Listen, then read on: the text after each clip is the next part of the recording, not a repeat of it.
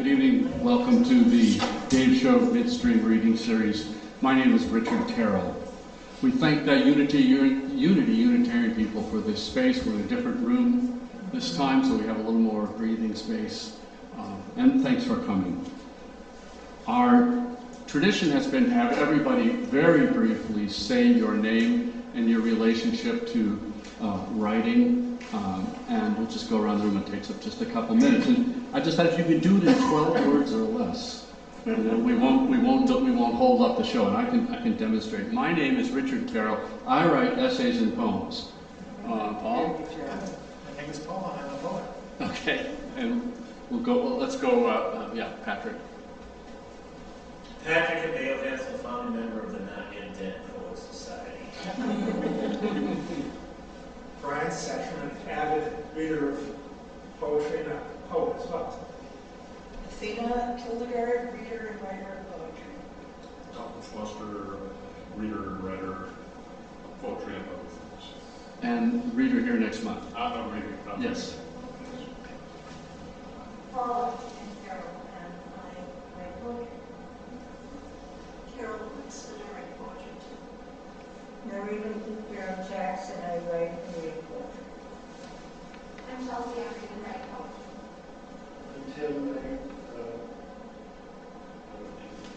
That's my words already. Well,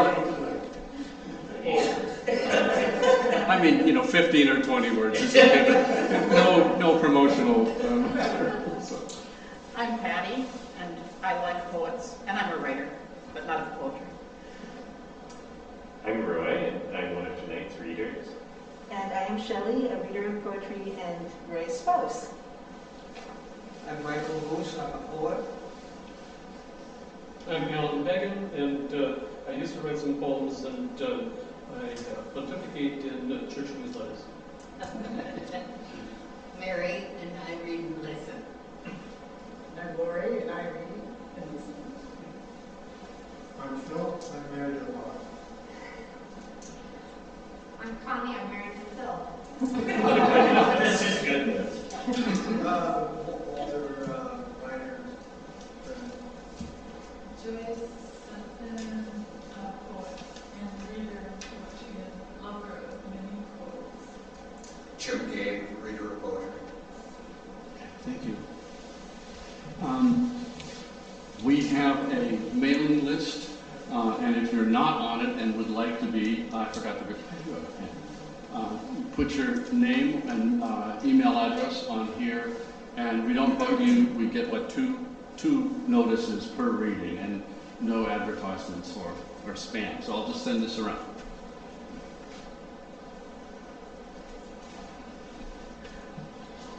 We have a website. It's midstreamreadingseries.wordpress.com, and on the website you can see hear recordings of past readings, and in probably a week or so you will have a recording of tonight's reading available at our website, and also notices of future readings will be on the website. Important, the bathrooms. I have a note here.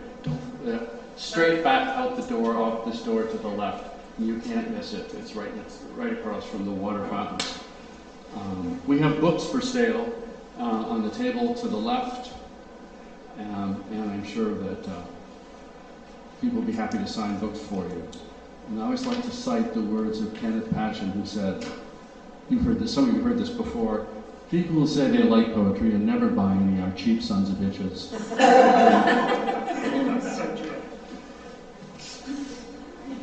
I get to read. This is the point, the evening where the host reads a poem, but I have a new book of essays coming out from Holy Cow Press. The publication date is October 12th, but this week my books arrived 2 months ahead of time. So I'm going to read about something that's about the length of a prose poem.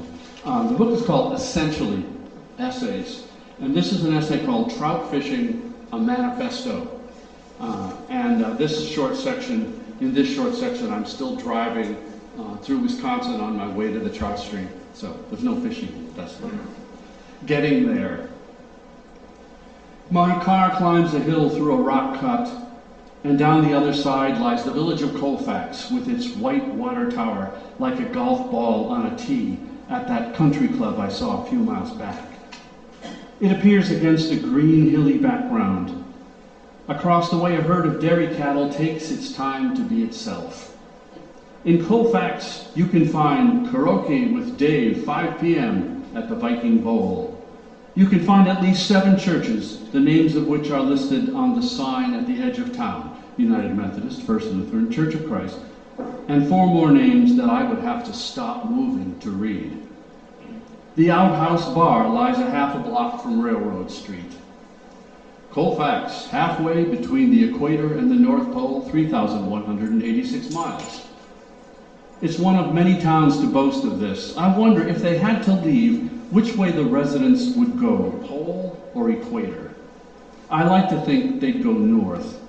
Just as Minnesota and Wisconsin carry meaning in my personal mythology, so do the concepts of north and south. North is fewer people, in more space, and weather designed to keep them out. North is a short growing season so that you can better appreciate every day of it. We shouldn't be able to control the weather.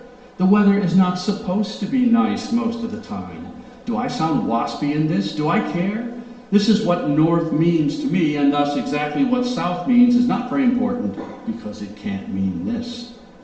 Perhaps in Argentina, south means this, but Buenos Aires is a long way from the halfway bar and karaoke with Dave. Something about turning off a road onto a smaller road opens up possibilities, or gives the illusion of doing so. As I head towards the hills, the trees seem lighter in color. The season a bit behind up here, this little further north it's made. It's like going back in time to earlier in the season, like being able to live a piece of life over again.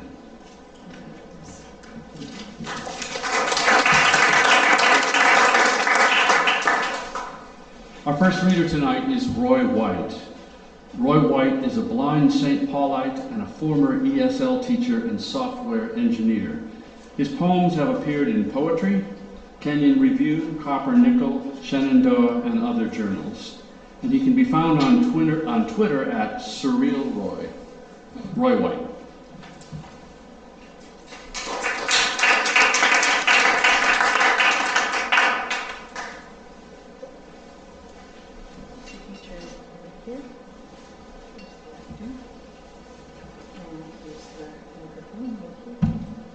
Oops. Hi there. Okay, let's see. Hello, does that sound about right? Yeah. Hi. Thank you, Richard, and thank all of you for coming.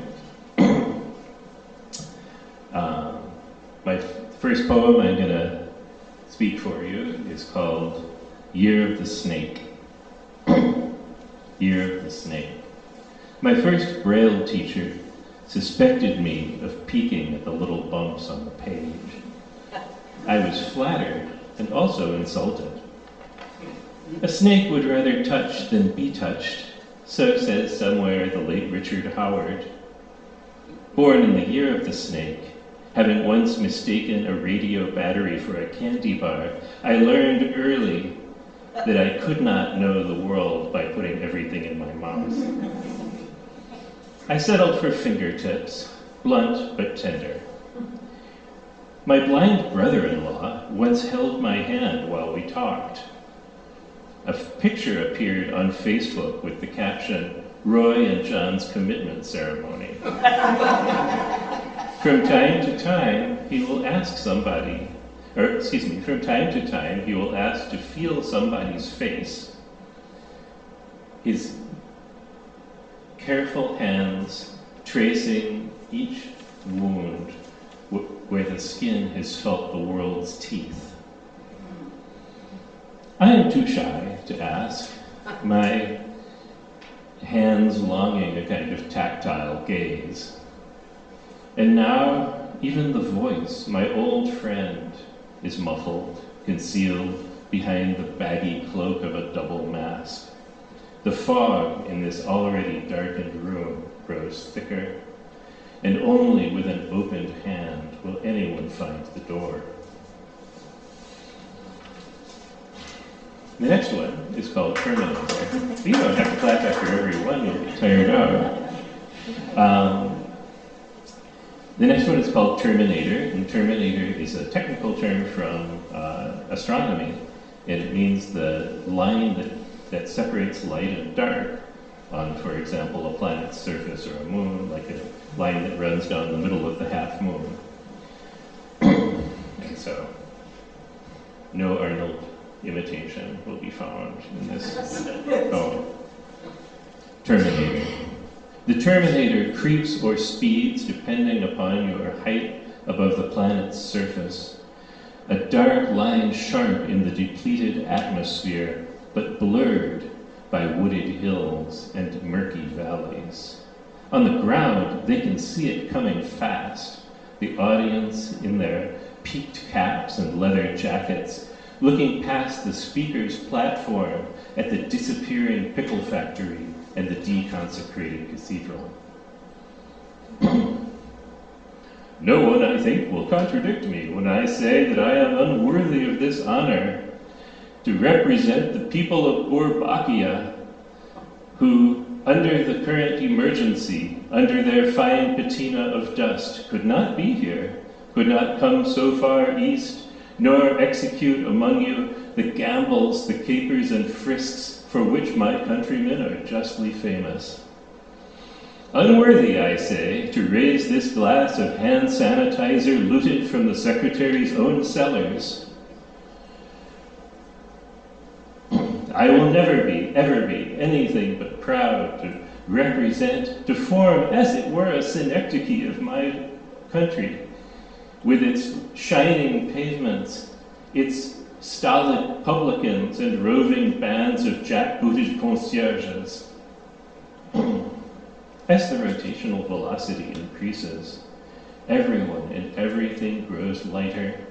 Citizens and subjects walk towards home in ever longer strides, and two brothers, succumbing to a mild exuberance, hop into a low and lazy orbit.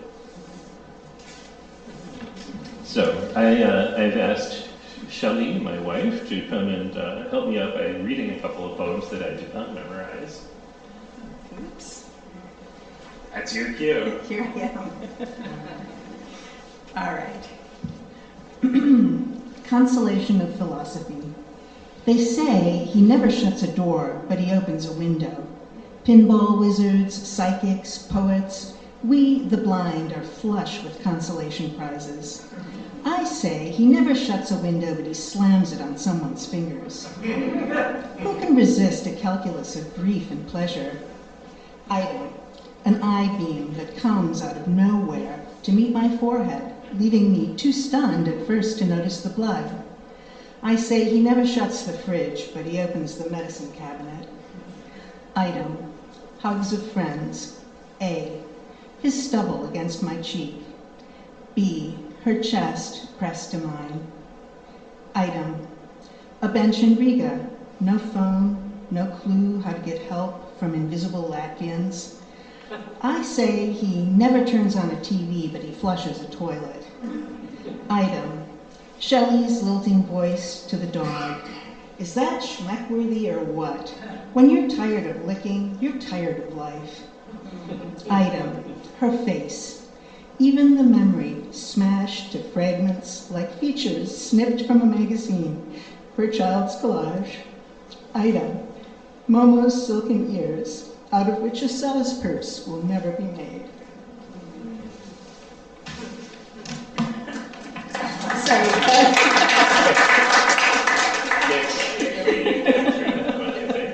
I'm a real weeper, it's horrible. This next one, by the way, was in Poetry Magazine, did a portfolio that they called Flyover Country, that I submitted some poems to and was happy to have two taken.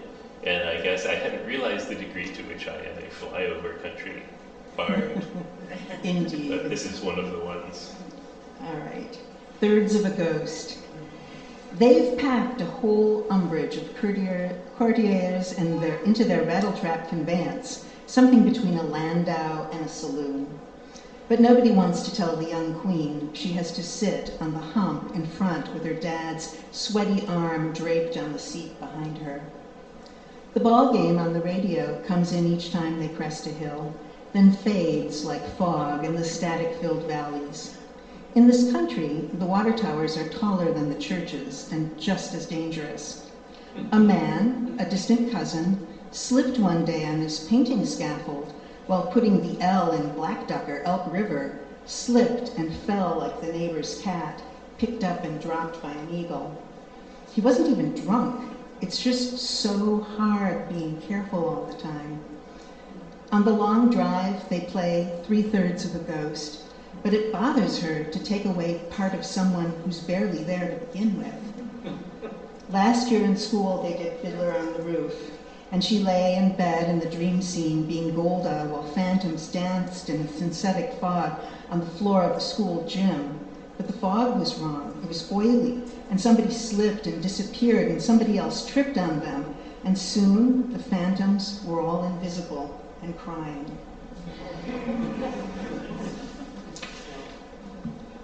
Just one more line. What? No. Oh, well, that's amusing. What is the final line? It goes something like, until somebody opened a window and turned on the lights. I guess a little editing was done. By someone. Terrible. Terrible. That's all right. It's not really a critical final line. Although one would hate to leave them all there, invisible and crying in it for eternity. That's not really the way one wants to leave ghosts.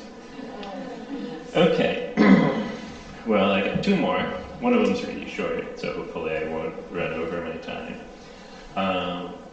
The next one is mostly about guns, but it also mentions the Argentine writer Jorge Luis Borges. It's amusing that we've already had Buenos Aires mentioned tonight.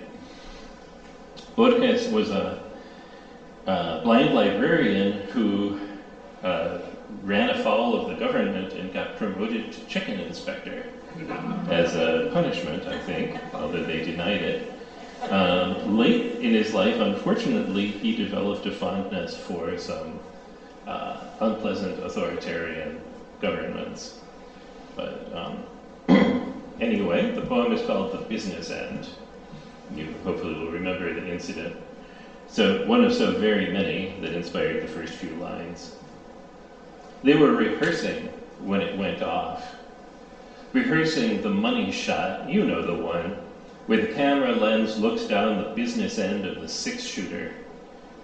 If that's the business end, what's the other, the pleasure end? Forget I asked. She kept it for protection, they said afterwards. Kept it in the glove compartment with the maps. Remember maps? Kept it in the drawer of the bedside table with the earbuds and melatonin and the unread novel. Kept it in the purse her 6-year-old daughter used to love to ransack. He took it out to show his friend, to impress his little sister, or just to, fondle.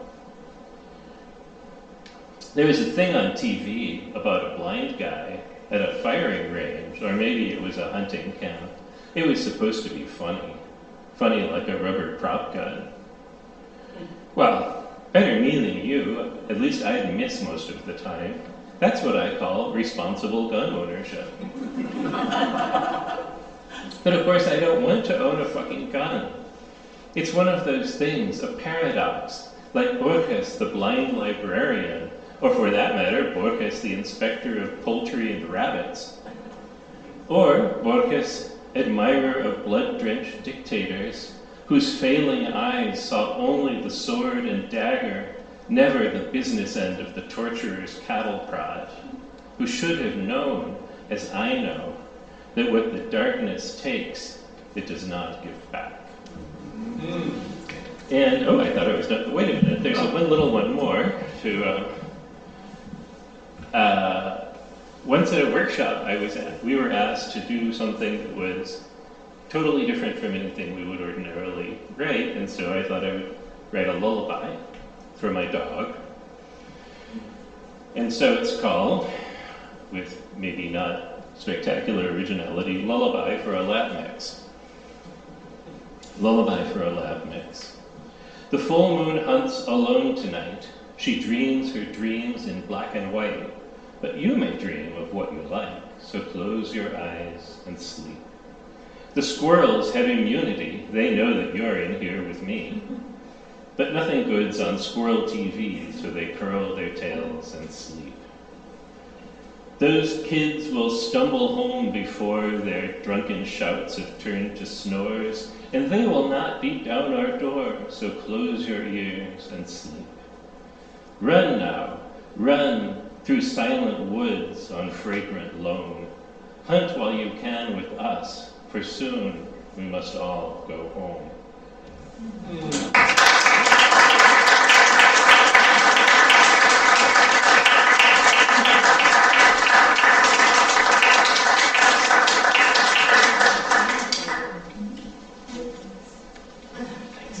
That was Roy White. Tim Nolan was born in Minneapolis, graduated from the University of Minnesota with a BA in English, and from Columbia University in New York City with an MFA in writing. Tim is an attorney in private practice in Minneapolis. His poems have appeared in the Gettysburg Review, The Nation, The New Republic, Plowshares, and on the Writer's Almanac and American Life in Poetry. His three collections, The Sound of It, and Then, and The Field, have all been published by New Rivers Press. He is the host of the series Readings by Writers at the University Club in St. Paul. Tim Nolan.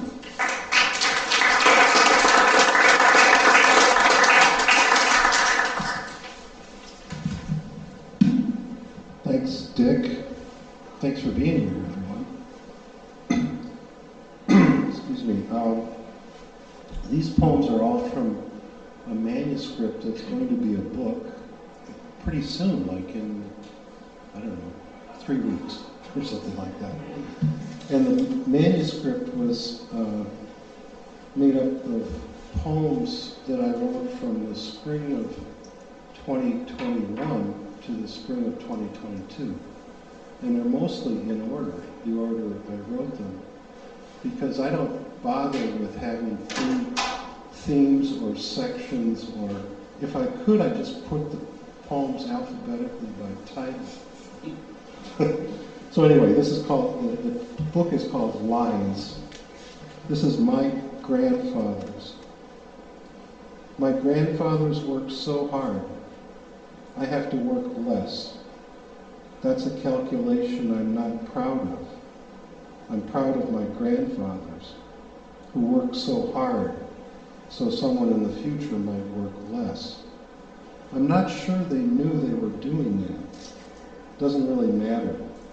They worked so hard because that's what you did, what they did, in their quiet working, all those hours, all that time and a half, those extra hours, they lost to give directly to me.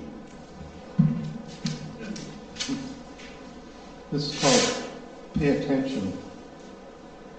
I say this to myself, pay attention. Then I don't. Almost immediately I don't pay attention, even after I remind myself. It's as if I have a strong desire to not pay attention, to wing it, to improvise. In defiance of what? If I did pay attention, would you slow down, waiting for me to describe some flower, or the way the light falls on the brick wall? You would be so bored. I would be bored. Here's why I figure I should not pay attention, why I always seem to walk blindly. This next step, I don't know where it will land. Paperboy. I guess I was 12 or so, delivering the Morning Tribune on DuPont, Colfax, Bryant, Aldrich, when no one was awake but me, except that guy on Colfax, each day. A husband, a father, mid-aged. He met me at the door. I handed him the paper. He was appreciative in a gentle way. When I heard he killed himself, I'm not sure how I heard that. My first encounter with despair, not mine, years before I met despair, someone else's despair. I knew he was a good man and just couldn't sleep. All he could do next was wait for me. That's pretty dark, isn't it? 7 years ago, you were looking at me across the table after you ordered quail or some other bird at that little country restaurant at the side of a road in France. And you had that look on your face as you looked at me as I was taking your picture, that look I recognized from forever. It could be just suspicion or great love. I can't tell. I guess it was some of each. Tar. The smell of my childhood. That hot, oily, steaming layer like lava or some other hot thing. It was tar that made the new roads and all the new suburbs. The way the road crew was so casual. The way they were like those guys on the Midway presiding over goofy games of chance. They were so casual, laying out new roads that would last beyond their lifetimes. I remember one guy flicked his cigarette butt into the hot tar so casually as he looked ahead, not at all. I'm not getting lots of laughs from you guys. There are some funny ones here, I think. Here's a museum visitor. I bet you've almost forgotten about the guy from Wisconsin who sat down in a 16th century Ming Dynasty chair, Minneapolis Institute of Arts, and broke it in 3 different places. He was just looking for some place to rest his weary bones.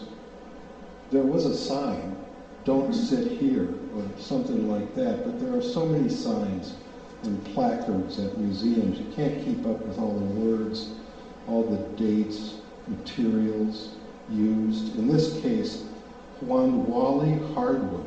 Can't even pronounce the word. It was just that the chair was so inviting, so sittable, and it would be hours before he was back to his lazy boy, American, circa 1990 steel, foam, wood, leather, self-operated tilt.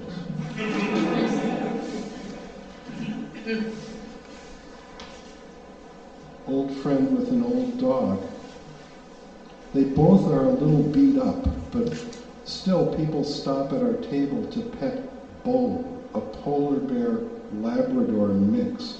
They all compliment Phil on his dog, ask if they can pet his dog. This happens all the time, he says. He has to lift Bo into the old Toyota because those back legs are shot, but it's death do us part, he says, because 74 million people voted for that asshole. Phil plans to move to Portugal. He can't stand it. I can't stand it, but I'm a wimp.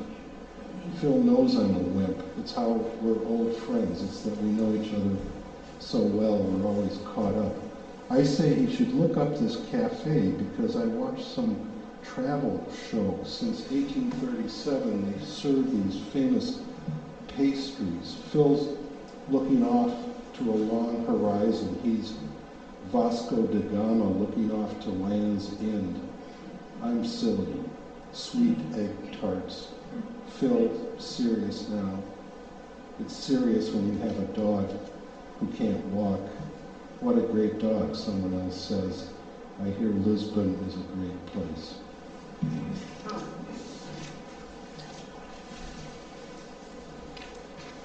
That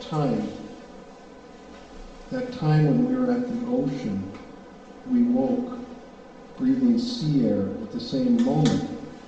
We might have been one person. beside the sea, the way we watched each other from each of our pillows, our eyes on each other that time, how it was then.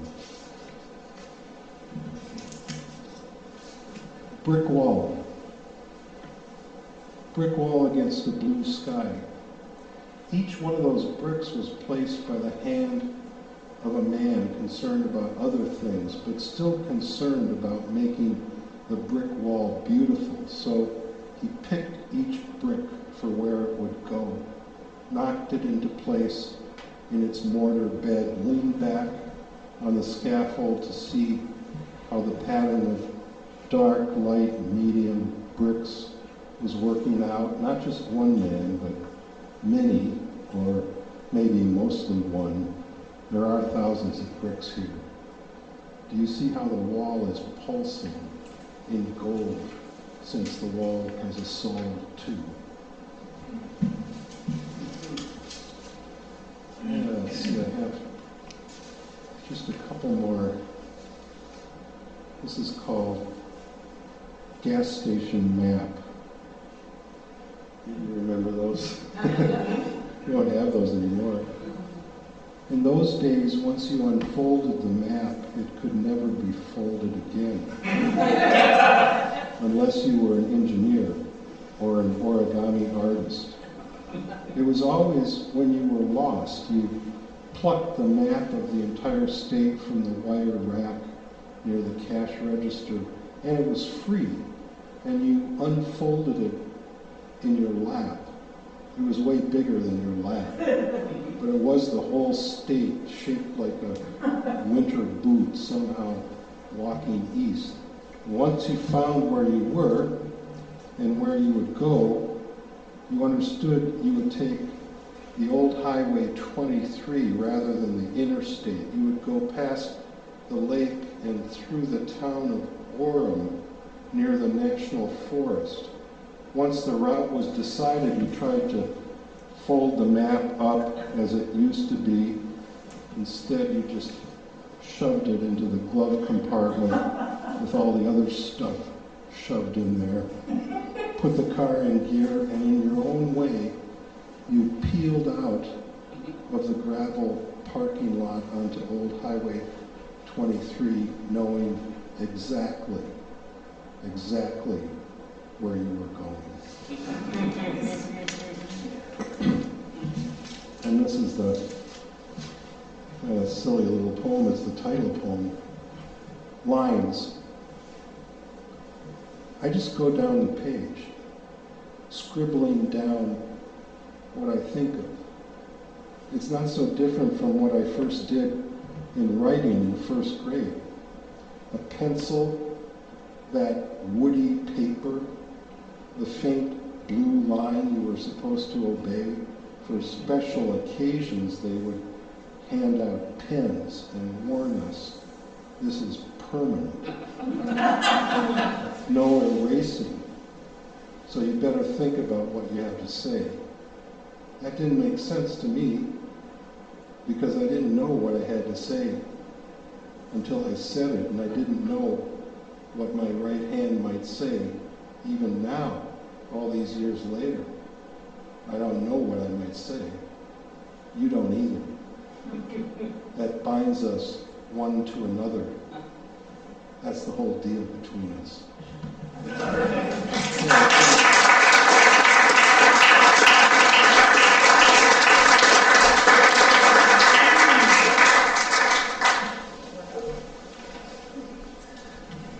That was Tim Nolan. Athena Kildegaard's newest book of poetry is Prairie Midden from Tinderbox Editions. She co-edited with Margaret Hassey the anthology Rocked by the Waters, which won the Midwest Book Award for Anthology. Her poems have appeared in Ecotone, December, Beloit Poetry Journal, North American Review, Rhino, and elsewhere.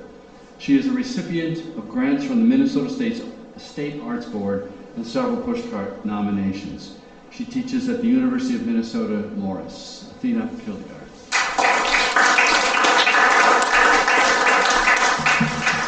Thank you, Richard. I'm so happy to be here with you today. I'm going to read a few poems from Prairie Midden, which is about the prairie, mostly about the loss of the prairie, and it includes, you guys know we've lost the prairie, less than 1% remaining in Minnesota. And it includes a series of poems that are all called Prairie Daughter that span 1836 to 2036 and are in the imagined voice of 16-year-old daughters of prairie settlers. So this one is called Midden. Do I need to explain what a midden is? It's okay if I do. All right, then I won't. Midden. Go to where there was prairie with a shovel, hoe, plow, dynamite, skid loader, your hand. Lift out chunks of past. Slap them with the shovel's belly into broken clods. Something might fall out. Brush it off, dust it, buff it, expose it, the crooked thing. Careful, it can crumble to oblivion. And where would you be? Where? How else to come to it? Blow from the surface, across the surface, until a space is made. Skipping to a pair of poems. The first one is a found poem, so I was very lucky to get to spend some significant time in the Gale Library, which is in the Minnesota History Center. And that you fill out little forms and then somebody shows up 45 minutes later with a box of goodies and it's like Christmas. So this is one of those found poems. It's dated December 7th, 1894. Dear Sir, enclosed, please find report of a death, a child of Mr. and Mrs. John C. Thresh machine on place, run over by tank man. The boy died after 3 weeks, or on the 16th November. But Mr. C has not buried his boy yet.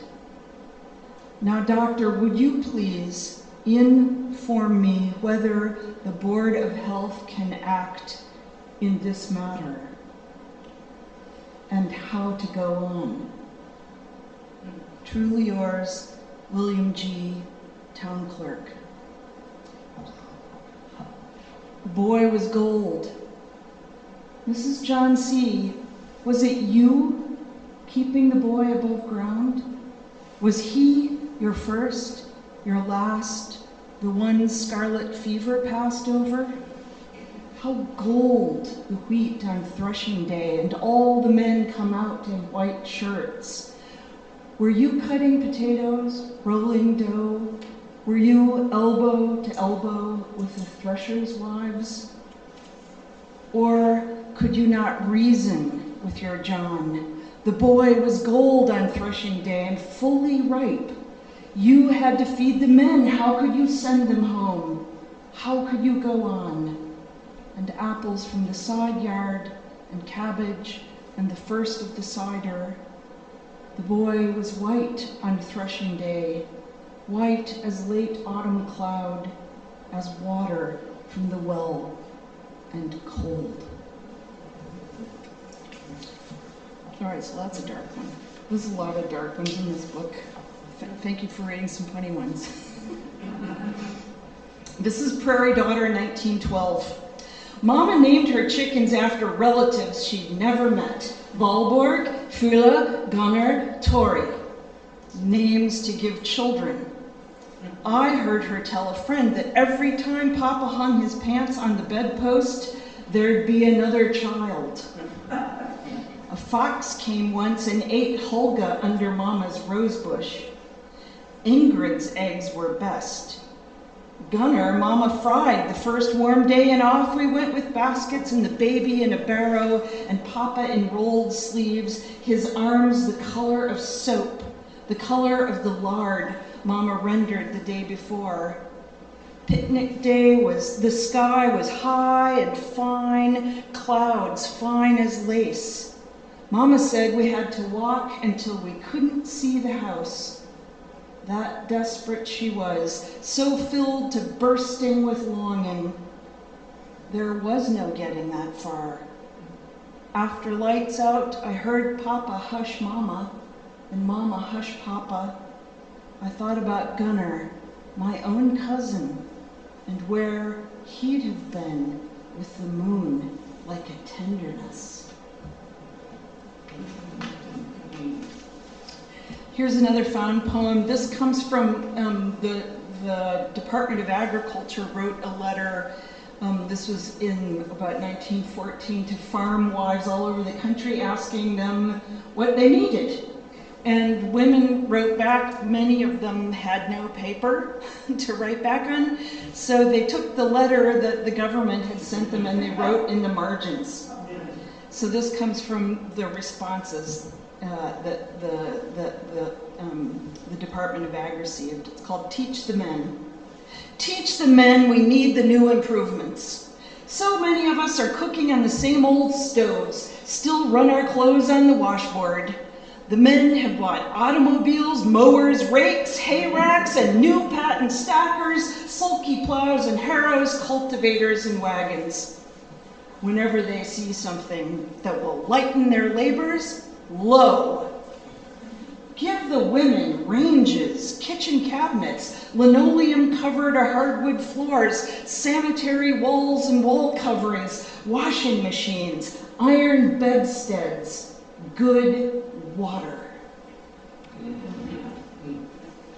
Yeah, that's exactly what, when I found that, that's exactly how I responded, holy cow, good water. Here's another Prairie Daughter poem. This is 1936. We ate tumbleweed in brine after the government men shot the cow. Dust pushed the fences under. Whole days went by with no light. We learned to sit with our eyes closed, to breathe through sponges when we had them, otherwise pillowcases folded and wet. I could trace dreams in the dust, daisies or apples or sidecars. Not for girls, Mama said. Anyway, a sidecar wouldn't be fast enough. Snakes twisted belly up on the barbed wire. I used to stand by the front door and count how many steps to any grove of trees, any hill, any river you could escape on. Now I'd settle for calm. I want to tear those dust-black sheets down. And this is Prairie Daughter, 1953. Papa promised we'd ride the train to Minneapolis, the Smalls, me, Mama, all of us, to spend a night with Aunt and Uncle. They have a television. We'd go to the first indoor mall. But what's an outdoor mall? Our downtown with its row of banker, butcher, cigar roller, grocer, and between each a den of iniquity, as Mama said. 72 stores under one roof, and not one a druggist, not one a butcher. Papa read it and promised. So big we could lose one another, so big we'd forget we were human. Then a blizzard from Saskatchewan banked snow to the sills. It's always nature as changes our plans, Papa said. With my 4 quarters, what would I have bought, and in which store? Mama fried chicken anyway, and we pretended the kitchen was a train car. How far will we go, Papa asked. How far? All the way around until we're here again. The next day we saw the marks of coyotes in the snow. They'd called all night, calls quick as icicles. And one last one, a very different one. This is another one called Midden, and it has as an epigraph a line from a poem that appeared in poetry not very long ago by the poet Noor Hindi, who wrote, "Colonizers write about flowers." So this is called Midden. Firewheel, beargrass, firewheel, beargrass, firewheel, beargrass, firewheel. Prairie gentian, beargrass, firewheel, prairie gentian, ironweed. Firewheel, ironweed, firewheel, bee balm, bee balm, bee balm. Black-eyed Susan and black-eyed Susan and sweet William, compass plant, beargrass, bee balm, bee balm, bee balm. Compass plant, blue jacket, compass plant, and compass plant, and compass plant, compass plant, and compass plant, and compass plant, and compass plant, and blue jacket. Windflower, indigo bush, butterfly weed, windflower, indigo bush, butterfly weed, and blue-eyed grass, and blue-eyed grass, and blue-eyed grass, and blue-eyed grass. Sweet William, black-eyed Susan, blue-eyed grass, and crowfoot violet. Stiff tickweed, stiff tickseed, stiff tickseed, stiff tickseed, stiff tickseed, stiff tickseed, stiff tickseed, stiff tickseed, stiff tickseed, stiff tickseed, harlequin, blue flag, hoary puccoon, pearly everlasting, hoary puccoon, pearly everlasting, ironweed, blue jacket, prairie phlox, bee balm, bee balm, bee balm, American pasque flower, American, American, American pasque flower, Indian paintbrush, paintbrush, paintbrush, paintbrush, paintbrush, paintbrush, paintbrush, paintbrush, paintbrush, paintbrush, paintbrush, Indian paintbrush. Downy painted cup, wood lily, white beer tongue, and bee balm, bee balm, bee balm. Prairie larkspur, prairie gentian, yellow prairie flag, prairie phlox, prairie, prairie, prairie, prairie, prairie, prairie, prairie, prairie, prairie, prairie, prairie, prairie, prairie,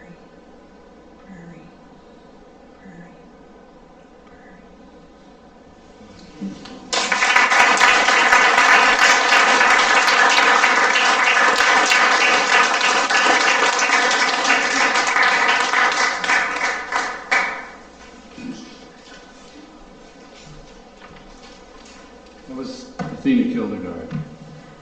Unity Church Unitarian gives us this space without charge. They let us do and say whatever we want. Not only that, the chairs are all set up when I get here. We don't have to break a sweat. It's all great. This wonderful air conditioning. So there are expenses, of course, with all this. So if you're so inclined to throw in a bit for them, I'm sure they appreciate it. I'll just start this going around. Start here.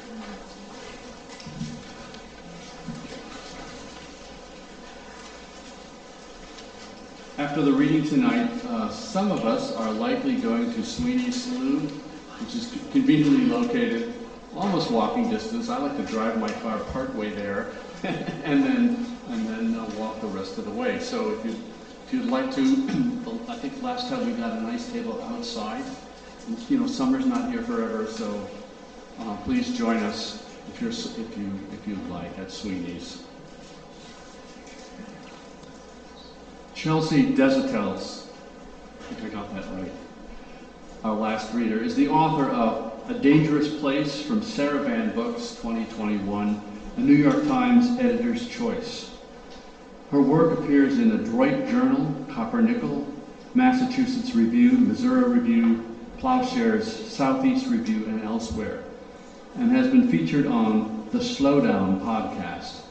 Chelsea has received support from the Anderson Center at Tower View, the Breadloaf Writers Conference, Imprint, Minnesota Northwoods Writers Conference, and Tin House Summer Workshop. She lives with her family in Minneapolis. Chelsea DesAutels.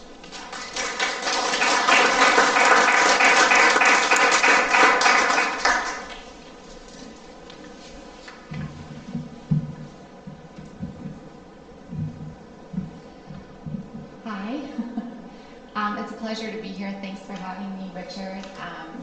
And Roy and Athena and Tim, it's lovely to read with you. So I'm just going to read a few poems from my book, A Dangerous Place. I'll start with the title poem. a dangerous place. It seems a beautiful spring, though I spend most of it indoors, watching through warped glass small tree buds burst into full green. The ice crystals on the edge of Lake Nokomis relaxing and spreading into waves lapping the bottom of bright canoes. And sometimes, near the shore, for the first time this year, a large white heron landing on spidery legs. An omen, I tell myself. A bird too smart to make a dangerous place its home. And I carry that with me to the hospital. And I think of the heron when the doctors say, congratulations, you're pregnant, let's shine a light to greet your baby. And I think of the heron when they say, oh sorry, it seems your womb is more cavern than nest, and no, it's no baby at all. What have you been feeding this thing? And I think of the heron skimming the lake surface with spread wings. How could I not? As we watch on screen the monster burst into 10,000 gray moths. And I hear the echo of wings in my belly. And I feel the fury of wings in my lungs. And when the doctors tuck a port above my breast, I think of the heron disguising a large bed in marshy grasses. And I imagine the white sheets as heron wings. And the worrying machines are white eggs. And the worried voices are sunlight on water.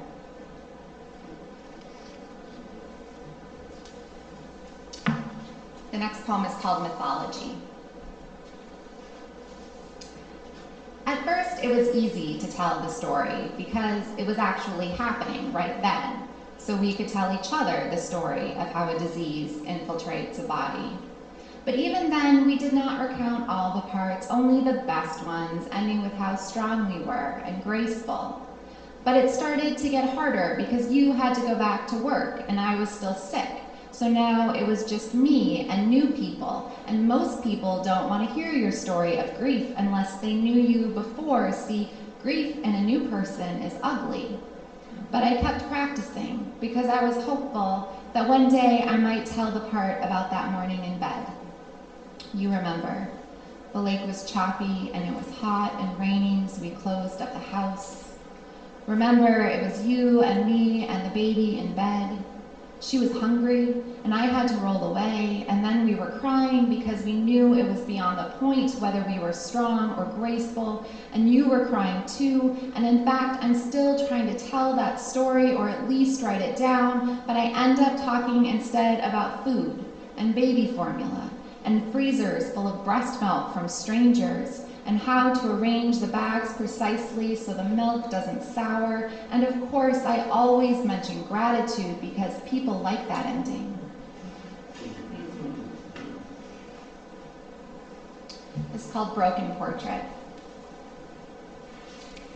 In Kansas, I hold the baby to my chest in the hallway of a crappy motel. The tornado sirens are loud or soft, depending on the wind. It's been a long winter, but I'm beginning to brighten, says my mom. And we've emptied one of our 3 storage units. The doctors can't decide whether my lungs are blooming with tumors or infection. The weeds look beautiful in the scan, unfolding and growing like psychedelic flowers. He fills our bathtub hot. Snow falls in the early Minneapolis winter. We watch the water spill over my heaving belly. No one tells me they've stitched me inside out. For many reasons, I am afraid of nearness. I'm going honky-tonkin', get tight as I can. Maybe by then you'll appreciate a good man. George Jones croons through car speakers. During cancer, I pray to an unfamiliar God. I'm the happiest I've ever been. When we look up, hundreds of grackle claws on electric wires over the pet food store. In every other direction, no birds.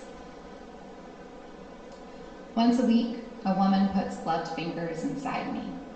We are trying to reset my brain with clinical experiences.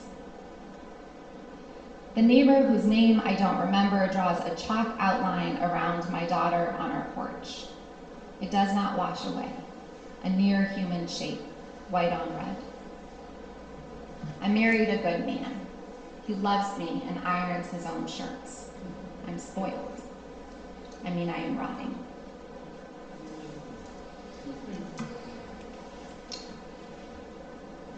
This is called Covenant.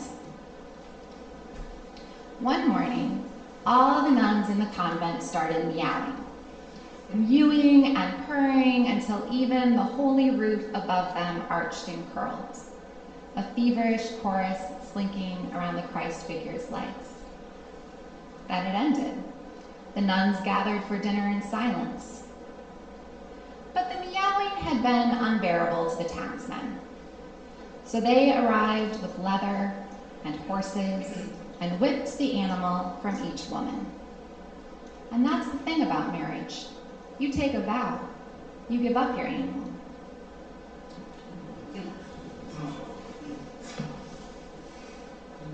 This is City Lake.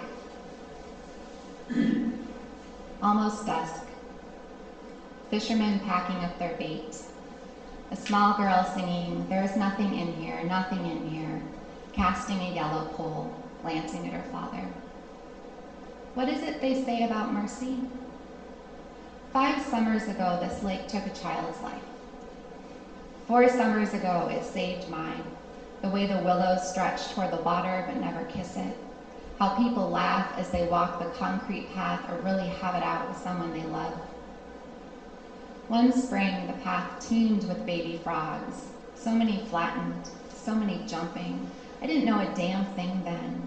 I thought I was waiting for something to happen. I stepped carefully over the dead frogs and around the live ones. What was I waiting for? Frogs to rain from the sky? A great love?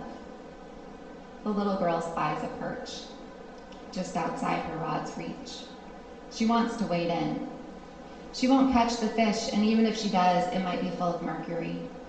Still, I want her to roll up her jeans and step into the water. Tell her it's mercy, not mud, filling each impression her feet make. I'm not saying she should be grateful to be alive. I'm saying mercy is a big, dark lake we're all swimming in.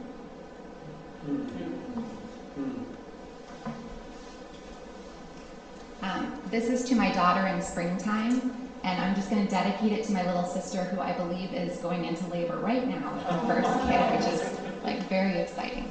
So, to my daughter in springtime. If you ever catch a mayfly by the kitchen sink, break its legs to pieces, feel a little glory in the killing, though it was accidental.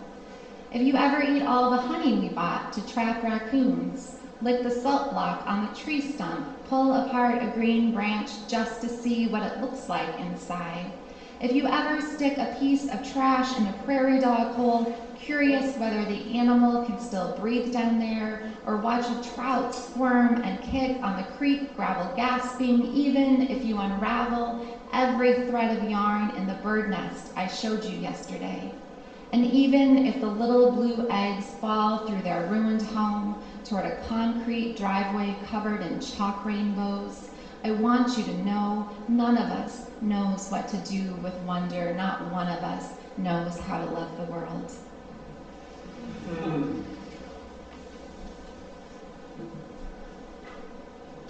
I'm going to read 2 more. I'll read 1 more for this book, and then I'm going to get gutsy and read a new poem that just came out. This poem is called Maybe You Need to Write a Poem About Mercy, and it's after Robert Hass's great poem, Faint Music. Maybe you need to write a poem about mercy. Start this one with a woman standing at the edge of the woods or the desert. It doesn't matter. What matters is she's standing under a darkening sky, and she knows at this point, having spent months in the hospital, that there's nothing she can do. No threshold between threat and tranquility. No demarcation she can draw around herself or her child for protection. Everything is actually everything else. The stone just kicked and whatever comes next are the same. And, knowing this, a great emptiness dwells inside her stomach, an airiness she could almost float away on. and the night bellows, and the sun rings once more, then slips under the horizon. Maybe then, a humming of an old tune, her own hand stroking her red hair. Mercy. As in the story the man on the bus told me about his late wife, how by the end she'd forgotten their wedding even, and their children's names. And once she went missing in the depths of winter, dead bent on saving the cattle from the blizzard that years ago left all the calves frozen on their sides. He told me his wife saw angels. It was her last day. She was at home, and the nurse called him to the living room where the bed was. His wife asked, "Do you see them?" And he said, "Yes."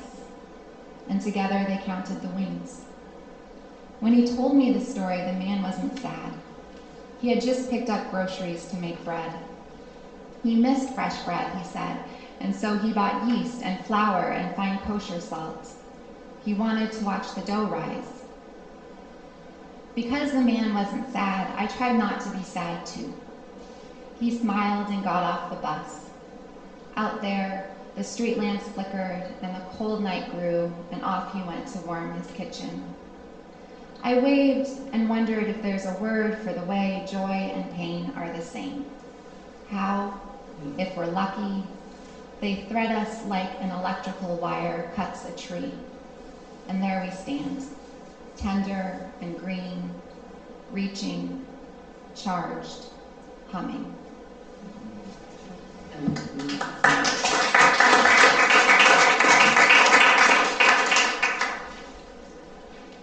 The last one is called When My Daughter Says God.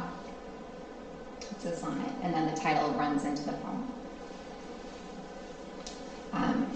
When my daughter says God is a cloud that keeps its shape. And when we breathe vapor into clouds in the early mornings, we are also God.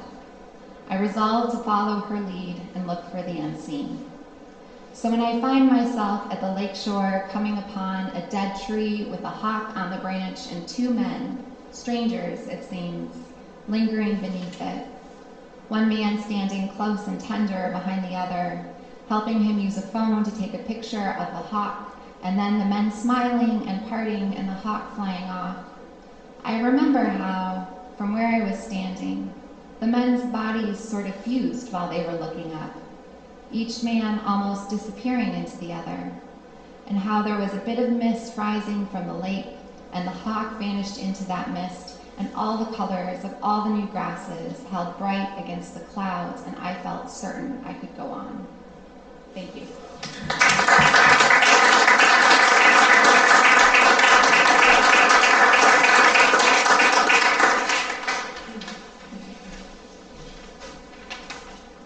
That was Chelsea DesAutels.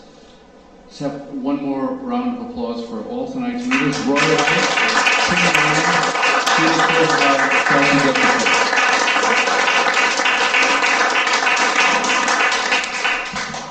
Thanks for coming. Remind you that some of us will no doubt be at Sweeney's Saloon. Look for us outside first, we can get a table, to continue our conversations about matters literary and otherwise. Next month, your host will be Don Brunkwell. It's Thursday, September 8th, second Thursday of the month. Excuse me. And the four readers will be Dutton Foster, Alice Page, Bo Ra, and Cole W. Williams. So I hope to see you then. Thanks for coming.